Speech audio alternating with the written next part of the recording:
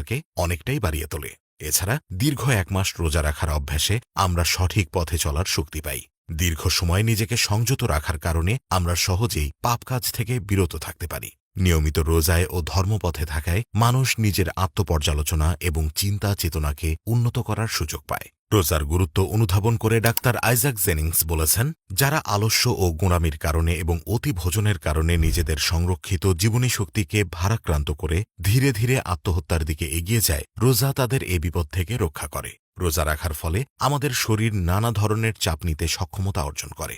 ফলে রোজাদার ব্যক্তি কখনো খিঁচুনি এবং মানসিক অস্থিরতার মুখোমুখি হয় না। কোরআন ও হাদিসে রোজার গুরুত্বের বিবরণ বিশেষভাবে উল্লেখ করা হয়েছে। বৈজ্ঞানিক দৃষ্টির সঙ্গে চিকিৎসা ক্ষেত্রেও রোজার গুরুত্ব অপরিসীম। তাই মানসিক এবং দৈহিক স্বাস্থ্য ভালো রাখতে এবং ইতিবাচক জীবন দর্শনের জন্য রোজার গুরুত্ব অস্বীকার করার উপায় নেই।